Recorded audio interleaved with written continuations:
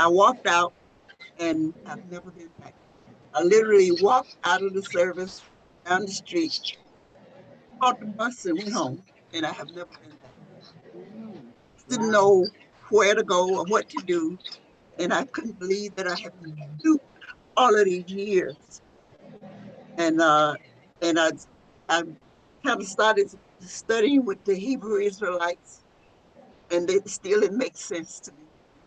Okay. And I think he's ready now. oh yeah, I'm ready. I got my do rag Brother is on, ready. so Okay. I had to get right. It's a little warm, but I'm gonna make it happen. It'll be quieter. And we got Mr. Morris here. Thank you, brother, for coming. I think you're gonna find this presentation interesting. I know I did. I learned stuff, so I appreciate you, Helen, pushing me to do this All because I right. wouldn't have did it on my own probably. Okay. But let me find this thing here. All right, let me get started. That's the end. I gotta go to the beginning. Uh, Mhm. Come on. There we go. Now I think I felt you when you said the Ice Age. So I said, okay, I put the rest of it and the rise of the mutants. That's what you were talking about. I think. Am I right or wrong? Well, Huh? I found out some very interesting stuff, man. It blew me away. I'm like, wow. Anyway, let's get started because it's kind of long. But we'll go through it relatively quickly and it should be informative. All right. African proverb. It says, I always start there, you know, guys. So Muara Ashby, I love his work. Man is to become godlike through a life of virtue and the cultivation of the spirit through scientific knowledge, practice, and bodily discipline. This is what we learn. So moving forward, Ice Age and the rise of the mutants. The focus of this talk is to examine the Ice Age, the mutation of albinism, and the current world order. We will first briefly examine the Ice Ages. We will then look at the mutations in general and mutations turned albinism. We will examine the two cradle theory by Shekhar Jop. And finally, we will examine how the mutation of albinism affects the current world. Uh, the most common theory for the origin of the ice ages are periods when ice sheets and glaciers expand across the planet, which corresponds to significant drops in global temperatures and can last for millions of years. Of course, this is what we're taught. Could some of you guys mute your speakers if you're not ready to talk? I don't mind you talking, but you know, just mute because there's a lot of stuff going on, and the whole combination of all of it makes kind of a crazy noise in my ears. But thank you. All right. During an ice age, there are significant temperature differences between the equator and the poles, and the temperatures at deep sea levels have also been shown to drop. This allows for large glaciers comparable to continents to expand, covering much of the surface area of the planet. Since the Precambrian era, 600 million years, ice ages have occurred at wildly spaced intervals about 200 million years in interval. There's an alternate ice age theory, and we talked about it because we've come to understand through our life experience and knowledge that these people don't always tell the truth. In other words, they speak with forked tongue. So that theory of the ice ages, I don't really carry much, but that's the common one. That's catastrophism, and we talked about this the other week. So I won't belabor it unless you guys have some questions about the catastrophism. Um, okay. These cataclysmic changes also cause instantaneous freezing and elimination of the ocean currents. I guess I should say something about catastrophism because people weren't here before. I'll just briefly say that catastrophism is the theory that there are cataclysmic events that occur periodically. Some say 12,000 year intervals that causes a rapid shifting of the earth, which moves the water from the oceans onto the land and destroys everything. And then, so the North Pole becomes basically the equator like in a day. So there's a rapid shift, like an orange peel shifting on a orange. And these are the cycles that go through 12,000 year periods that destroy the earth, cause the great floods and the like. Moreover, there are also events like asteroids and comets, meteors that strike the earth that cause cataclysmic events. And finally, well, not finally, but in addition to that, the sun erupts and becomes a nova and just hits the earth with like a massive lightning bolt and just destroys things. So all this stuff that these scientists are telling us are millions of years old, they're not that old. Like these valleys and so forth and boots, they can all be formed in laboratories with plasma discharge onto earth. So we're living on a much more dynamic world. There's no, this whole theory of being gradual and incrementalism. That's not the word, but it's not true. Anyway, continuing. Once again, if you guys have questions, please pop right in. Just unmute yourself and go in on it. And that's, we thinking that the ice ages are caused by, or according to the catastrophism theory, the ice ages are caused by this cataclysmic event. Like, I think this is coming soon to the good old USA. Okay, mutations, we'll move to that topic. And a mutation is a change in a DNA sequence. Mutations can result from DNA copying mistakes made during division, exposure to poison, ionizing radiation, mutagens and the like, or infection by viruses. I don't know if I agree with that, because viruses haven't been shown to exist, and we can talk about that too, because I'm not into this virus stuff now. And germline mutations occur in the eggs and sperm and can be passed on to offspring, while somatic mutations occur in body cells are not passed on. Mutations only remove genetic function. They never add genetic function. And that's a very important topic, because we've been brainwashed to think that, you know, with the movie X-Men and whatnot, you'll get these mutations, and with these mutations, you have these superpowers, or you'll get bit by a spider, or you get hit with radiation, whatever, and you become better. Well, according to the science, mutations never confer advantages. They only remove genetic material. So actually, a mutation makes you weaker. And that's very important to understand as we move forward in this this talk here. Okay, and then we're going to move on to albinism, because that's the one that Sister Helen wanted to talk about, the mutation of albinism. There are two types of albinism. That's OCA, and they're going to define that. OCA means oculus cutaneous albinism. That affects the eyes and the skin. And so OCA1, oculus cutaneous albinism 1, is due to the absence or defect of tyrosine, an enzyme containing copper and involved in the production of melanin, mutation in the tyrosine gene. Copper. And then I think about what the ancient people talk about. We are the copper-colored people in the Indians, Americans. People talk, oh, I'm not African, I'm the copper-colored people in the US or whatever. That's just an aside. We'll hold on, we'll come back to that. And then OCA1 is, this can occur under two variations. That is, the body cannot develop pigment at all, and the hair is usually white or translucent. The skin is very pale, and the vision is usually pretty bad. And then OCA2 has a normal activity, and the pigmentation anomaly is due to another mutation in a gene. Mutation OCA2 gene encoded in the P protein. This type of albinism is most common and most variable. That's what you see mostly in these mutants. It is less severe than the OCA1, and hypopigmentation may vary according to individuals' ethnic and heterozygosity. So we're talking about people who have freckles, or they may have black patches on them, or the like. And then there are the OCA variants. Baba. Yeah. Baba, can I interrupt? So I don't know if others are experiencing this, but for your slides, it's like they're not sized to the screen. They're much larger than the screen. Oh, So, really? yeah. Is anybody else experiencing that, or maybe it's just me?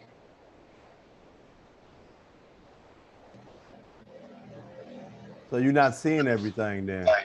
Well, I can see it, but I have to move the screen across. I have to move it to left to right because it's so large.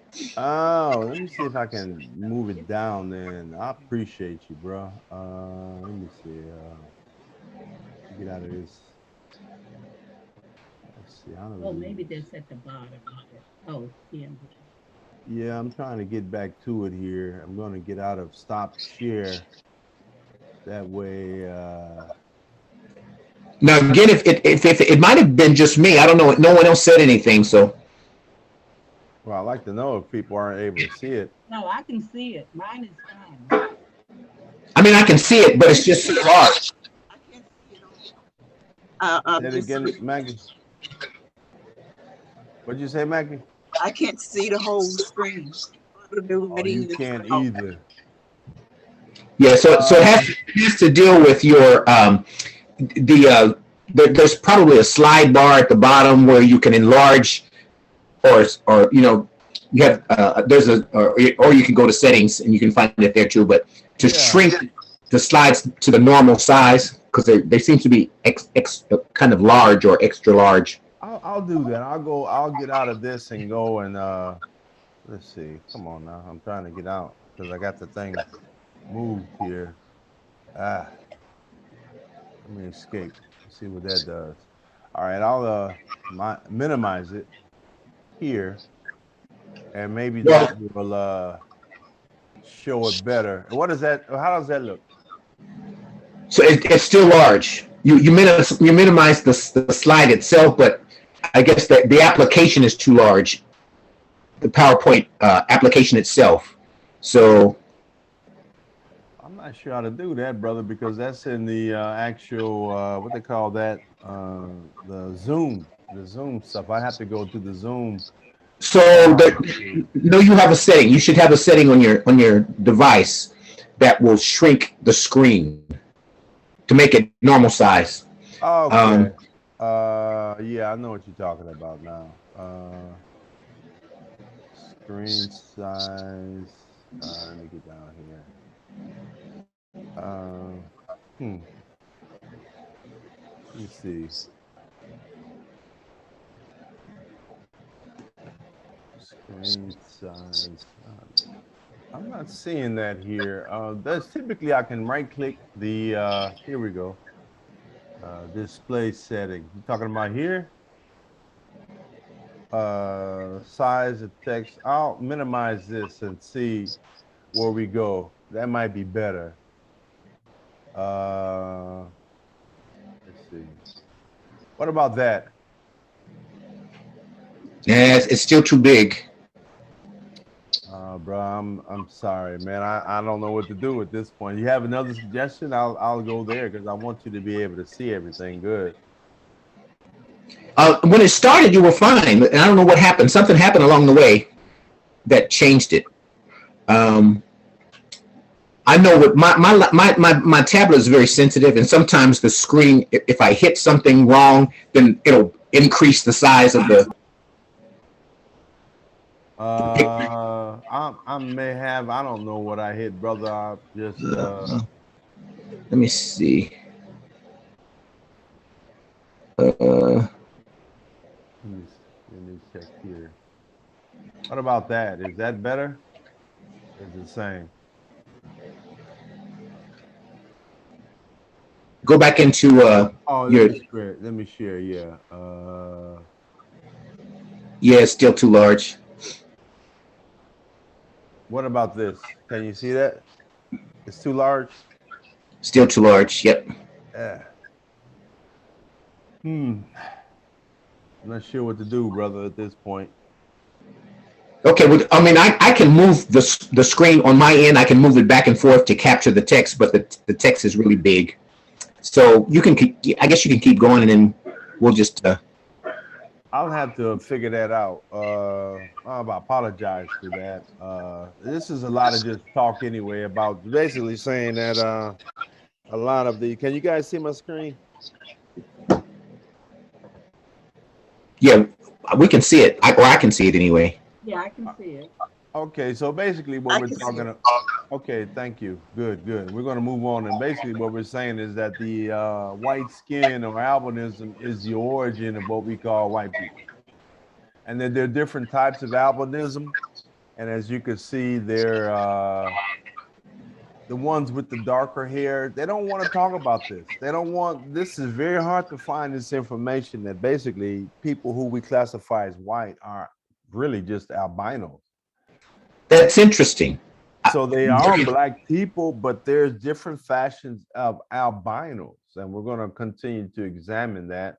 And as you can see, we know that we have people have albinos. You've seen albinos. You may have had them in your family, or you definitely seen them in the world, but they definitely occur. This woman is clearly black, and her child is black, and it's just a mutation, which, as we learned earlier, is an absence of melanin. So always remember that a mutation is never good. Mutations are bad. But we'll talk more about that also, because it's interesting with that. We get into the two cradle theory and other ideas. We're going to go through a fair amount of good stuff today, very controversial. Okay, let's see. And so I don't like to call these people white people, because they are humans like us, but they are a mutation. And Dr. Francis Chris Welsing used to classify them as people who classify themselves as white. So I've taken the term PWCTAW, and that's a lot, but maybe I can shorten it to something else. Pictals. Anyway, I don't like to say white people, because also that confers with the history of how we've been socialized, a particular mindset and idea, because Jesus is white, didn't you know? Anyway, the most common origin, theory of origin for these people who classify themselves as white is through selective adaptation to the lack of sun during the Ice Age. This theory postulates that as human populations moved north, there was a need to increase vitamin D uptake due to the loss of sun exposure, a source of vitamin D. Thus, the loss of melanin facilitated this increased vitamin D absorption. Over time, the loss of melanin conferred an advantage over melanated skin. So basically, because the albinos don't have melanin, they're able to absorb more sun and thus have an advantage. But there's a contradiction to that, because there's this thing called a polar bear.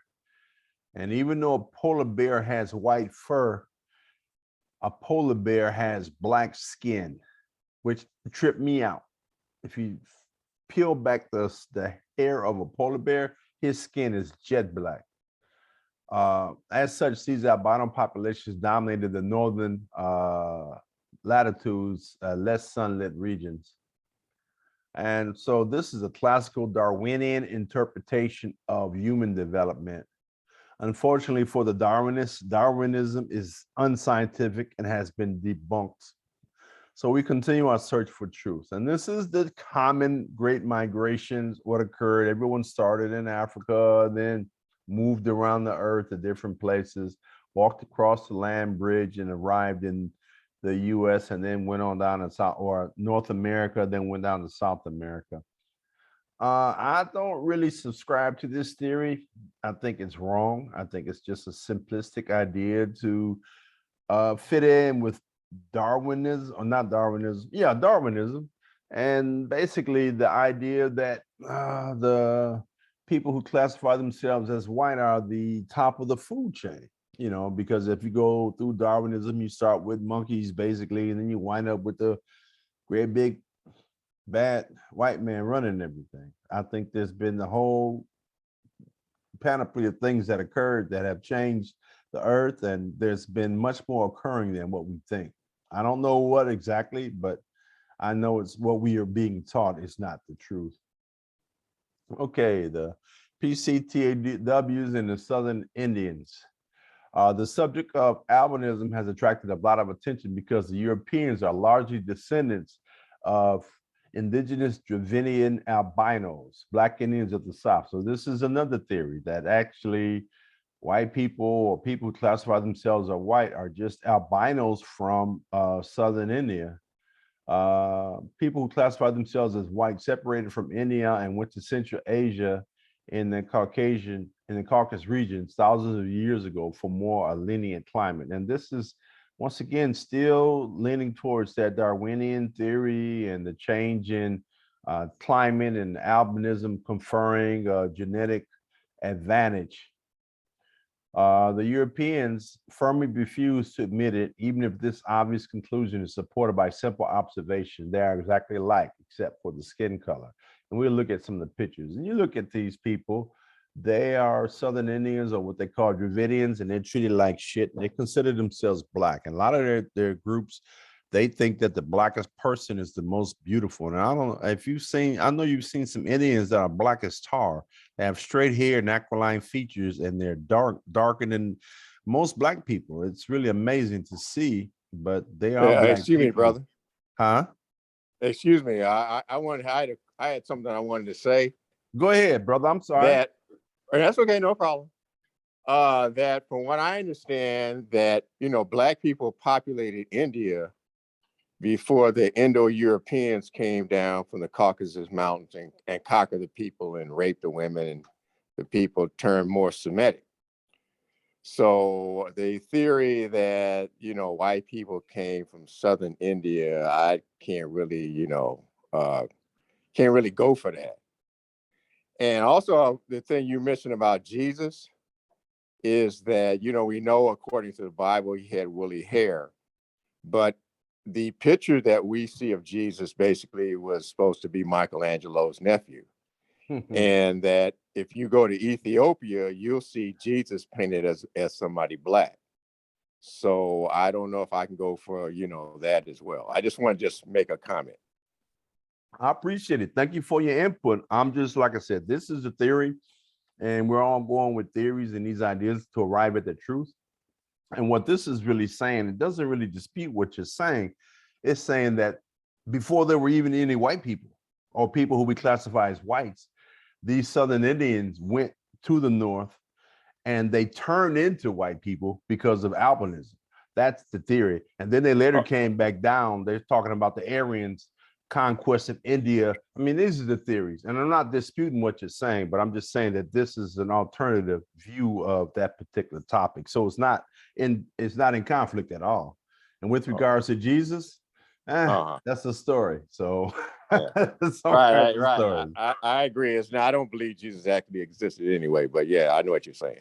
Right. It's story. Thank you for your input. Let's get on through this. Like I said, it's kind of long, but not that long. I really am looking forward to the discussion because I'm looking to see what you guys add. I know you got all these different ideas, and you got to blame Helen for this. Anyway, this is some more Southern Indian people. And, we talk about African features. In reality, there's no such thing as African features. So we have to make sure we're clear in defining a terminology and an understanding of what's going on in this world. Because if we let them define the speech, then we're stuck using their words. So that's why we as Africans, Black people, whatever you want to call us, copper-colored people, it doesn't matter, original man, we take these words and create ebonics, as they call it, or jazz, because their constraints, they're in albinos, there are mutations. They don't have the same number of genetic material that we do. So therefore, they can't, they try to constrain us and they can't. So we create new things in these constraints. And this is the picture that really blew me away. He looks just like any old white boy or Caucasian coming out of India or Europe. Blonde hair, blue eyes, white skin. I've seen people who classify themselves as white look like this. This is a guy from Sri Lanka. He's an albino. So interesting stuff. They're not distinguishable from human beings. And of course, you look at the genetic data, they are actually the same people. This guy named Cavalli Forces. He's done a lot of work. I got his book, great stuff. And he said that he's a specialist in population genetics, that basically Europeans or people who classify themselves as white from Europe are the same group. And the only difference is that one group is pigmented and the other is not. So according to his studies, basically Europeans are just Southern Dravidians. As brother said that, you know, Africans went there and conquered it years ago. And I'm not sure where this straight hair came from, but then you find straight hair in Ethiopia and other places. I just think it's just another adaptation to environment. One group has pigment or melanin and the other group does not. And according to the nation, they say the reason why our hair turned curly is because we disobeyed God. And so our hair turned curly. And I don't buy that stuff. Some of the nation stuff is good, but discernment in all things. You know, you look for the kernels of truth in the piles of poo on the ground. Anyway, so one group is in our bottle, the other is not. And then we're going to move on from there to the two cradle theory by Shekinah Jop. And I really love Shekinah Jop. I don't agree with everything he said, but what he laid out was fantastic. And he did so much work in demonstrating that the ancient Kemites or Egyptians were Black people. And you know, he had a big talk during the I think it was 1972, and I have the records, thank God, of the UN symposium on Egypt and who actually peopled them. And even though he went through and showed his scientific processes, I think he did a melanin dosage test, which demonstrated how much melanin was in the skin of the so-called mummies.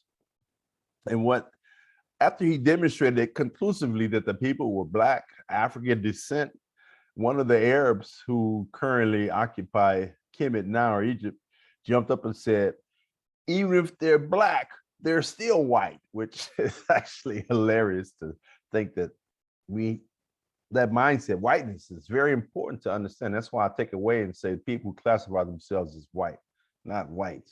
All right. And that two cradle theory is a supposition that severe climate and environment of Europe caused biological and cultural changes in the original human type.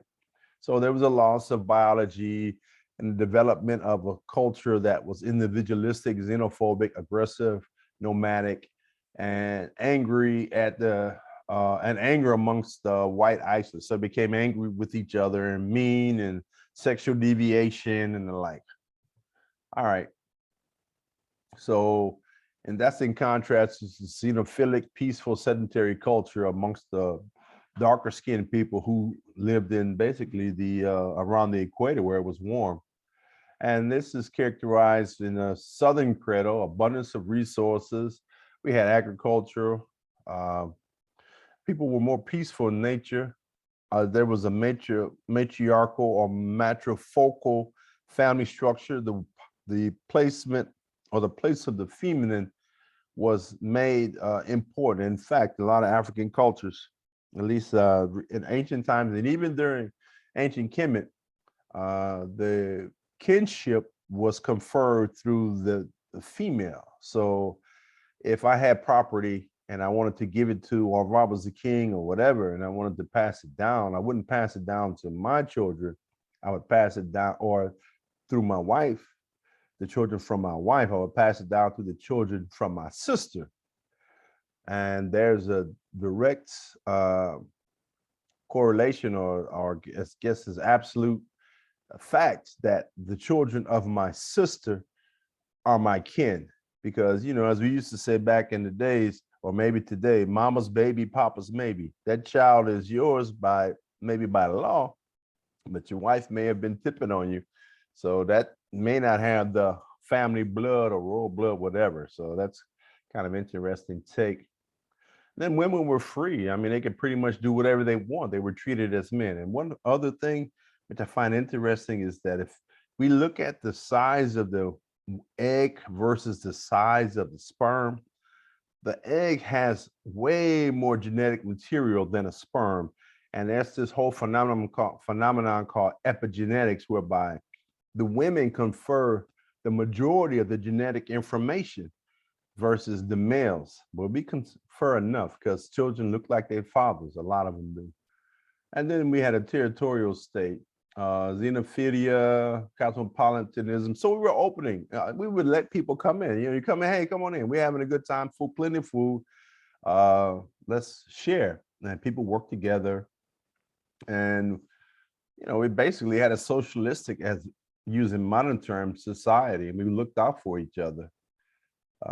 We didn't need insurance because insurance was the society. Everyone would look out for each other. If my house burnt down, all my neighbors would come and help build it, like in the South. That happened quite a bit.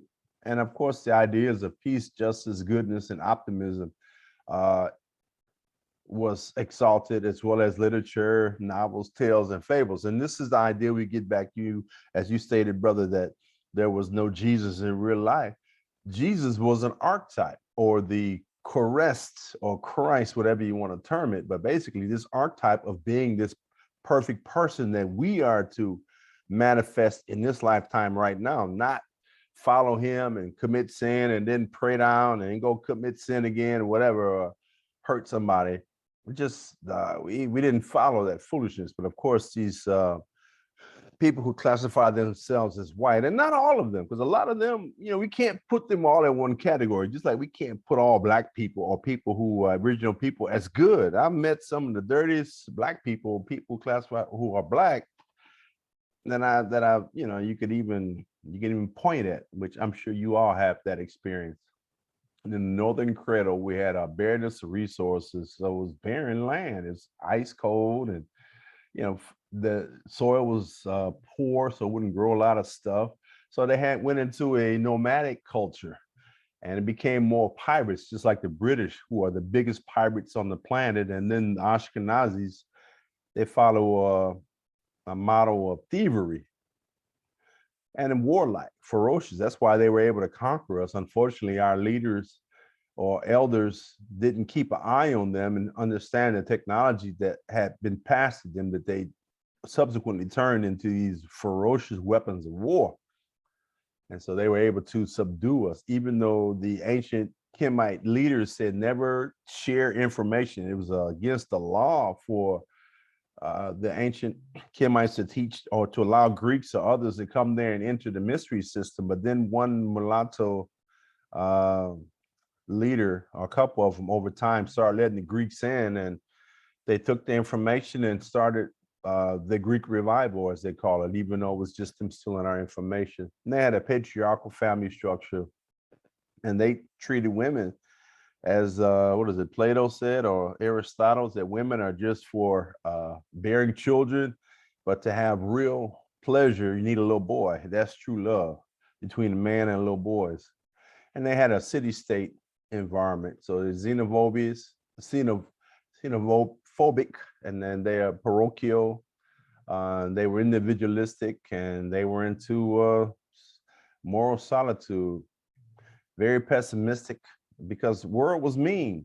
So the world was an evil place, and we were born in sin, and all these ideas percolate because of their social interaction with the natural environment. And their literature favors tragedy, and I would say even science fiction or horror. That's condition of the Northern Cradle. And so we're going to look at this two cradle theory, and I think it's pretty accurate with respect to, yes. I was just, from what I have read and researched, it just said that because of that whole Ice Age experience, it really changed the personality and the nervous system of these people. And really, a lot of them still acting that way today. It hasn't changed that much, in my perspective, I'll say. I think it hasn't changed at all. I think there's been some enlightening, but in terms of the culture, with the dominance of the culture is exactly what they're saying now. Even though I don't think the people per se who are running around are doing that as much, the ones who control the culture definitely exhibit that particular type of behavior. Look at the TV, look at the media, look what they're doing. Last 2 weeks ago, it was what? Everyone be scared, put a mask on because you're going to get a cold and die. Even though people have been getting colds for millions of years and survived, this thing popped up, this COVID-19, and all of a sudden it's the plague, it's the cooties, you're going to die. And of course, nobody died. So people stopped, got what? It's about control. A lot of this is about control. That's about control. And so since that narrative isn't working anymore, people are waking up, and as they're noticing that people are killing over like flies, the ones who have taken the second, third boosters and all that, the death rates from insurance companies have gone through the roof. And they're like, hey, what's up? Yeah, everybody dying. And this didn't occur until after the shots start occurring. So there's a fight. They said, okay, we got to change the channel, start a war in Ukraine.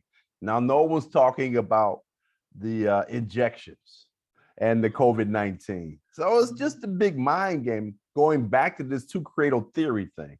Go ahead. I'm sorry. No, I'm done. So. Okay, I thought you were going to say something else. I just kind of wanted to get that out. And then we're close to the end. Huh? COVID is a test run. The other shoe is going to drop. That's what they say. We'll see. I fear nothing.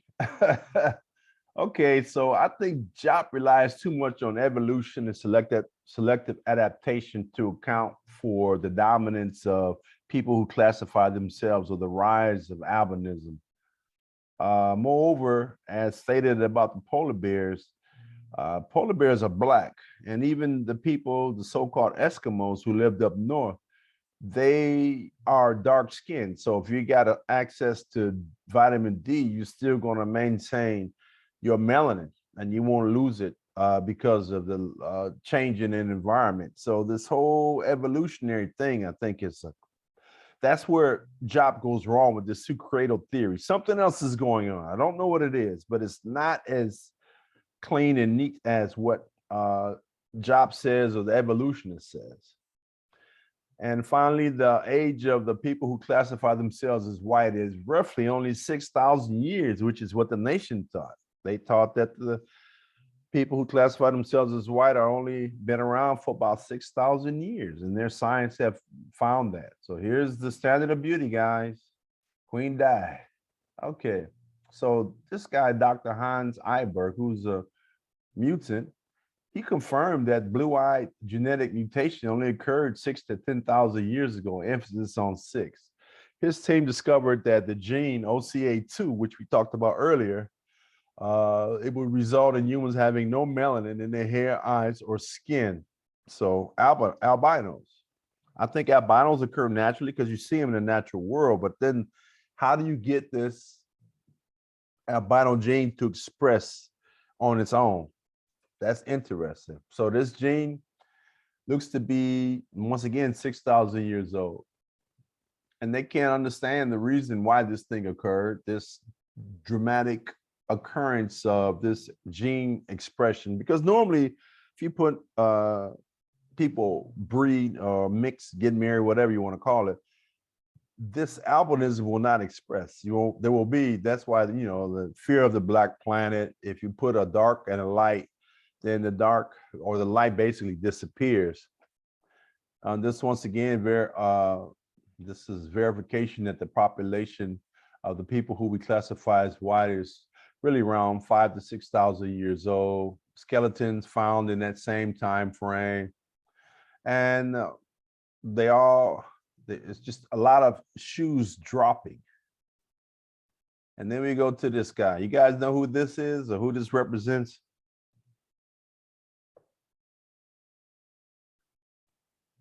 Come on, you nation people. Y'all study the Nation of Islam. Yaqub, the big head scientist. You guys know the story of Yaqub. We're going to go over this briefly because I think it has to be touched upon. And I don't really follow the literal stories, but I try to look at the myths of the stories and look for the kernels of truth that match the science. And I think that's what we need to do as investigators in seeking truth. So according to the legend, Nation of Islam, These people were created by this scientist named Yakub. Yakub was a brilliant scientist. Supposedly he lost his parents, was raised by his uncle, and he had a double skull with two brains, which made him, very intelligent. And because he had a big head, he was arrogant and people mocked him. So he was afflicted as a child. He had problems because his parents died and probably because he was teased so much as a child, according to the story. Once again, this is just a myth, a story. We're looking for kernels of truth. So he said he wanted to get back at the Black people and he wanted to create a tribal people that would rule over them. So he discovered the law of attraction when he was 6, playing with magnets. And he wanted a different human being that was weak, mean, and who could, with the knowledge of means and lies, rule the original man, the Black man. And I don't know if I agree with that. And once again, I think that's adding what they call that, adding more information that needs to be added. He was intelligent and worked hard. And then he looked at genetics. He looked at the Black germ, or actual genetic structure of the Black man, the brown germ, the different expressions. And with 59,999 followers, went to the island of Patmos in the Aegean Sea. Interesting, he picks this, or this is the theory that the nation uses, because that Patmos is where John, I think the Revelator, went when he spoke about the Revelations, when he wrote that book. It was on the Isle of Patmos. About the wheel in the wheel. Yeah, I think that's a little different. That's Jacob, right? Jacob was the one who that's Jacob's ladder. I don't know. I'm not the most biblical person, so you guys know the stories. I think you can shout them out. I think a lot of this biblical stuff, in my view, is made from comedic stories, and then it's just changed by these people to fit their agenda. Got something to say, Kwabena? Yeah. Go ahead, brother. No, I was going to say the wheel in the middle of the wheel. I think that was Ezekiel. Okay, there you go. That's right. Ezekiel's wheel. You're right. Yeah, Ezekiel and Jacob's ladder. Thank you for that clarification. Like I said, I'm real close to end here. So according to the story, Yakub took 600 years to basically breed and what they call grafting process to create these people. And then he established a despotic regime that strives to identify black traits, kill all the darker babies that came into the world, and created a brown race after 600 years. And he lived to be 152 years, which doesn't make sense. Or I should say, if he lived 152 years, there's no way he could have went and saw this process through. But according to them, his followers continued with the eugenics program and created these people. And then there's the brutal conditions that determined the new race. And he predicted that this race would rule for 6,000 years, and then it was going to disappear. And they're saying that time is now. So we come to a conclusion here. And I'm going to go ahead and conclude, and then we can open it up for discussion. Go ahead, John. It's interesting that you said that that race is coming to a conclusion, because we know that the white race is diminishing, and they're even saying it. Even Joe Biden even said it a few months back. He made it in one of his speeches. He talked about how the white race is disappearing. So so that's interesting that would be in your research here. Right. That's the Nation of Islam talking about the big head scientist called Yakub. That's according to what they said. And on top of that, there's a Hopi prophecy, Indian Native American prophecy, that discusses how the white man, so-called people who classify themselves as white, are going to disappear, and that they're going to be eliminated by the black man. So I don't know how that's going to occur. I think it's probably going to be miscegenation and absorption, because that's really what happened, how they came about. But in conclusion, I think that we need to learn more about the information that's taught by African-centered learning and that type of information. and educating everyone, not just Black people or any other group, but everyone needs to learn this information as to the true purpose of existence, and that is the exaltation of the spirit, that we're not these physical bodies and we can't be stuck in this physical dualistic confusion, because dualism is like opposites, and that goes back to the idea of polarity. And when you look at polarity or dualism, you get confused and think that opposites are different. But in reality, as we're taught by the 8 laws of Hermes, they're opposite in nature, or I should say identical in nature, but different in degree. So duality is actually confusion. It's just a perversion of the idea of polarity.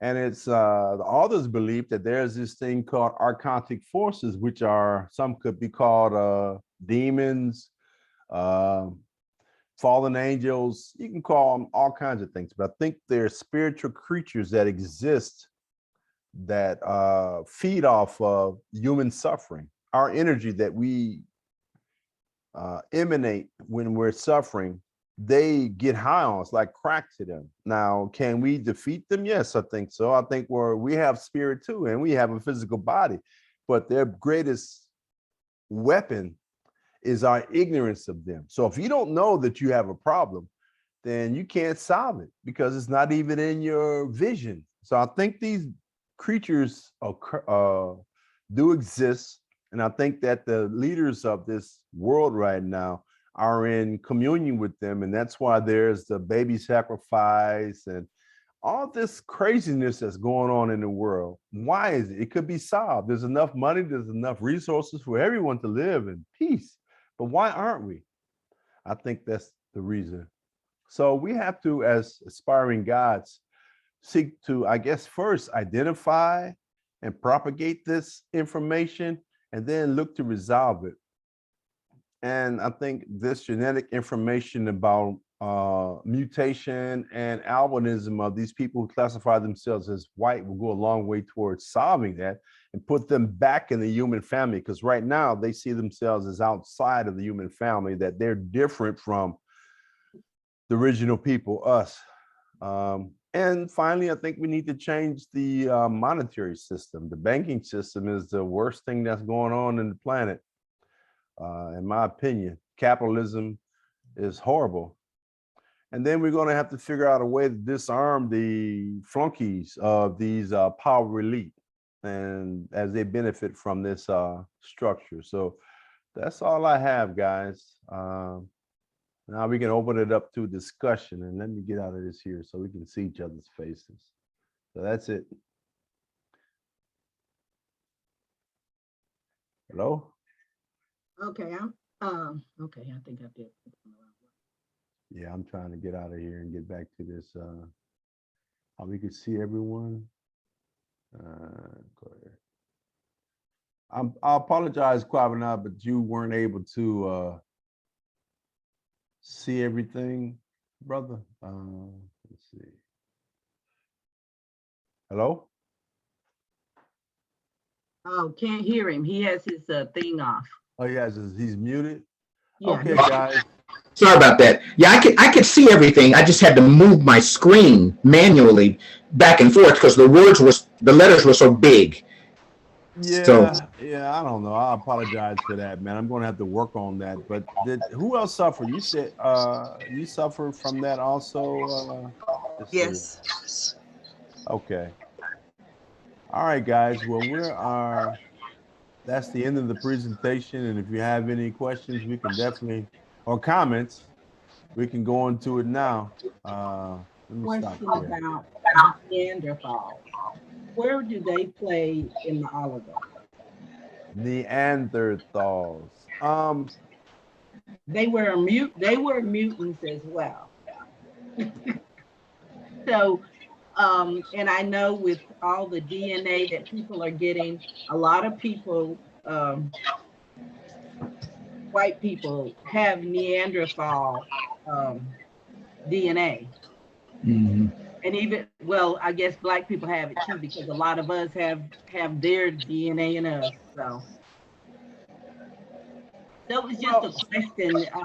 You know, they sort of, the Neanderthals sort of died out during that period as well. During, I think, the ice, maybe right before the Ice Age. But a lot, they say that a lot of the white people are descendants of those Neanderthals, as well as Africans.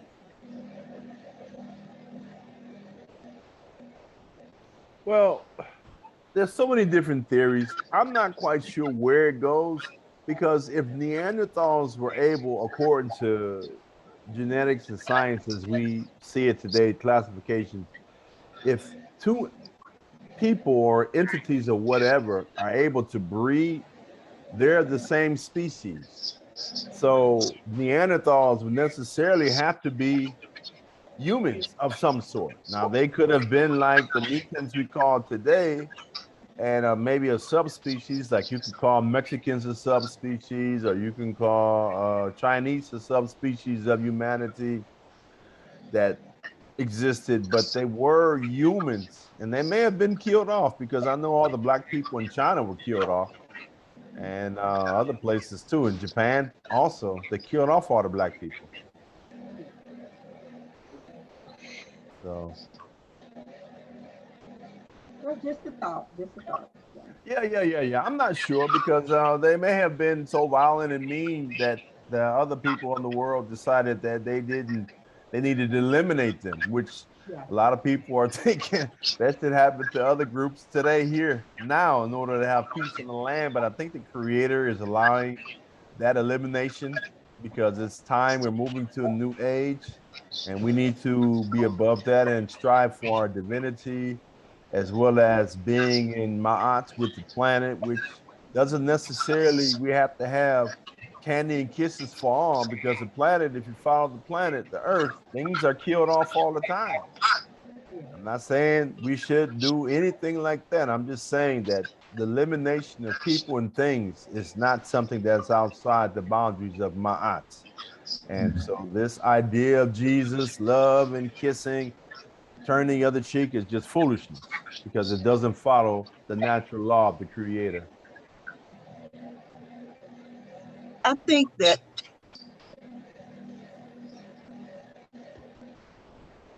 the beginning, black people were the first on this. Everybody's supposed to be black. And because of the ice, albinos came, and Mother Nature is always trying to have homeostasis. So she's trying to get back the original black man. And that's why white people stay in the sun trying to get in, have injections in their lips because they know that they are mutants and they are trying to act. They don't realize it, but Mother Nature wants homostasis. She wants to act the way they're supposed to. I think that's why a lot of black men are attracted to white women because they have a child. Their child is going to be, I don't care what color, child comes out, the child is going to be black. Caucasians, one drop of black blood and you're black. So I think Mother Nature is trying to have homostasis, put everything back in place.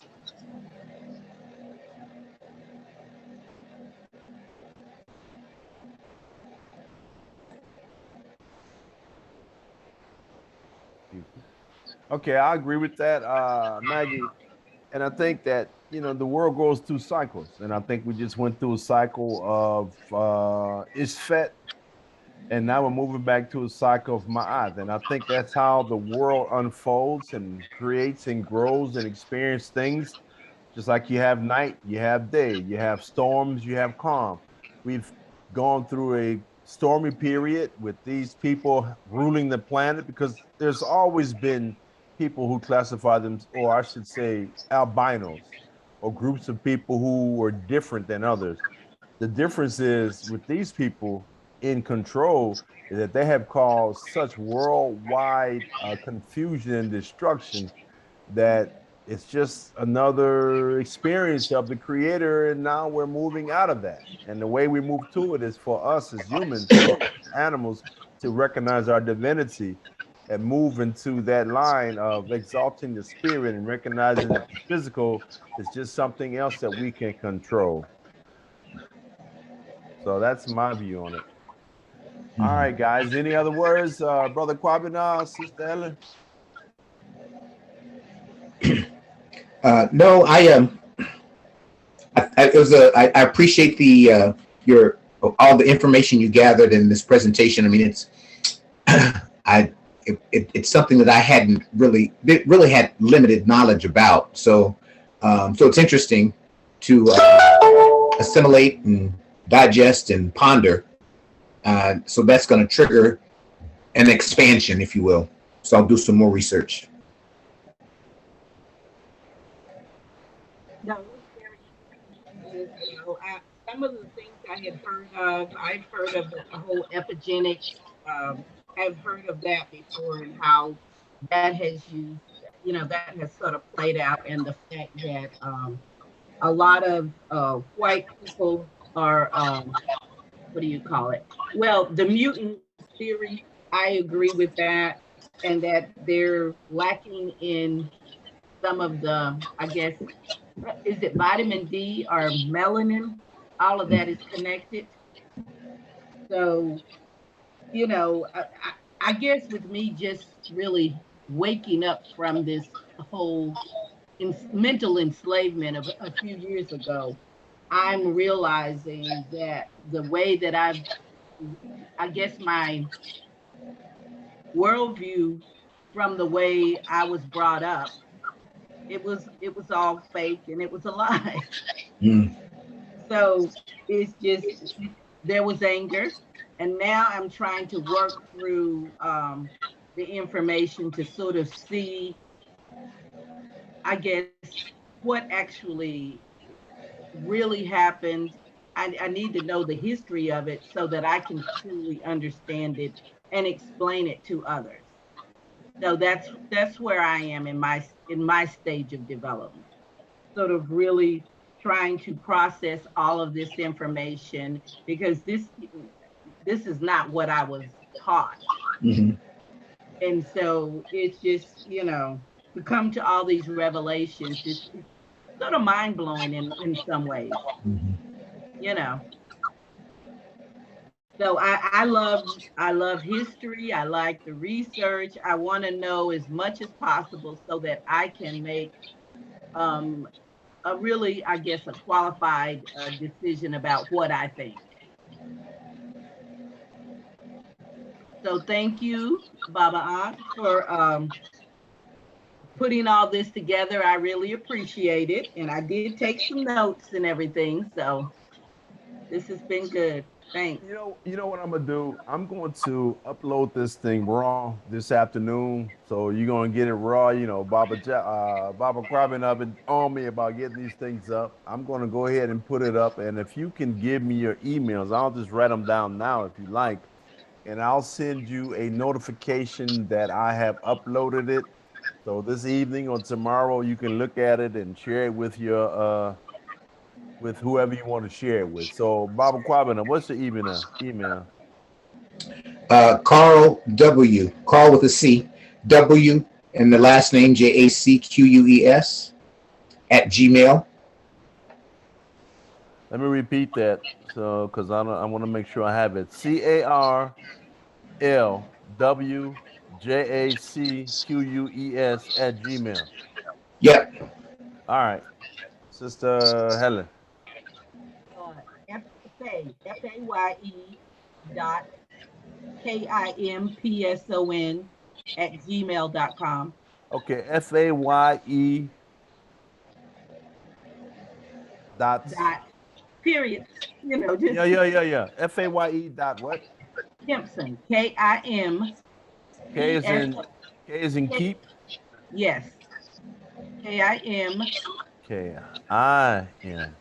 Yeah. PSON Okay. at gmail.com. Okay, let me repeat that just to make sure I got it. F is in Frank, A is in Apple, Y is in yogurt, E is in Edward, period or dot. K is in keeper, I is in ice cream, M is in Mary, P is in Paul, S is in Sam, O is in Oscar, N is in Nancy at gmail.com. Is that right? Yes. Okay. All right, Miss Maggie, what you got? What's your email? Maggie DeShazier at yahoo.com. That's Just like your name. M-A-G, Go ahead. yes, I'm sorry. MAGGIE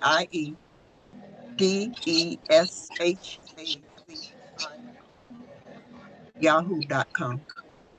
Let me repeat My first that. and last name at yahoo.com. Okay, I got DESHA. No, Z as in zebra, no, I didn't have it. So it's MAGGIE DESHAZIOR. HAZIOR. Okay, I got it. All right, brother Joe, what's your email? Okay, it's JOEL dot A dot MORRIS 2010 at gmail.com. Let me repeat that because I missed part of it. JOEL dot A. What is Dot, next? okay.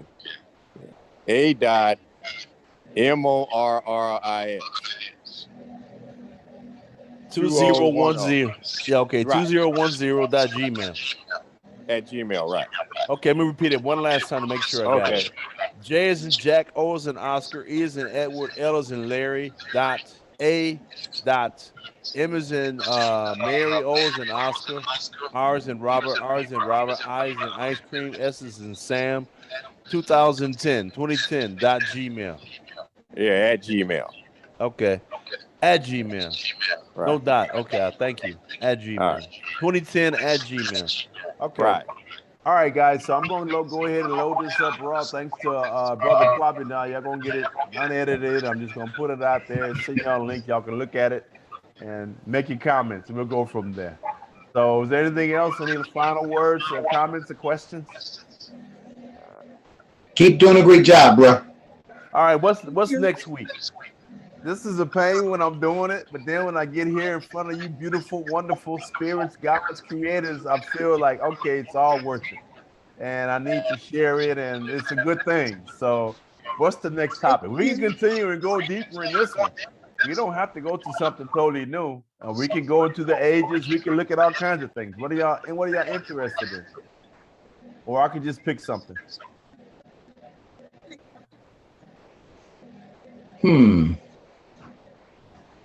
I'm thinking about current events, what's going on, because I'll be thinking about these Ashkenazis and the games they play and the banking, you know, all this stuff. But we can look at something else. We can look more at these albinos because I just scratched the surface, man. This is like mind-blowing. In fact, it probably does need to be looked at again in a little bit deeper light. So going through it again, you can, huh? So I know I know you have a list, right? You have a list and you're accumulating topics? Yeah, I've got some topics. I got to dig back and look at it, but we got a variety of things. Okay, so I think I would like to know more about this topic that we had today. So if we could go a little deeper. Okay. And then also the current event ones, that's interesting too. So you can put that on your list. Yeah, because I think until we understand how the money works, we don't understand nothing. And a lot of us don't understand the money. And I really want to go into that money thing because it's very important to understand it. So I'll go ahead and we can go into the mutation thing. And then we can also look at the money too and current events. So like I said, are you on WhatsApp? Are you on WhatsApp? I am. Do you want my WhatsApp number? Well, I guess I could send it. I could send it to Messenger too. So and it's something that WhatsApp. Send it by WhatsApp. That way I'll get your phone number. Okay, sure. All you guys is 713-591-8255. 5032. I'm gonna repeat it again. That's Okay. 713-591-5032. And you may have to put +1 in front. I'm not sure. But that's my number, and you guys can send me a little note and put your name. I'll lock you in my number, and that'd be good. We can communicate by number, phone number too. I'll save your numbers and go from there. Okay. If Yeah, there's that'll work. something else that goes on, I can share it with you quicker. And the reason I asked for it is because something that and I'm a group that I'm in that's associated with Africa. Somebody dropped something there this morning that I read that falls in line with this current event stuff that I thought was fascinating. And so I thought I'll share that with you and see what you think. And it may be a part of what you already know, some of it. So. Well, I don't know that much, brother. I just trying to, I'm just squirrel out here trying to get it done. I'm just trying to educate myself and be divine, Sounds good. Sounds good. All right, people. Well, like I said, if anyone has something that's really exciting that they want to look at, you guys, by all means, you can do a presentation too, but I don't mind doing it. So we move forward. You can think about it, and we'll continue with this topic for next week. We'll go into it deeper, and I'll see y'all same place, same time. Thank you. Thanks again. All right. Thank you, brother. Peace.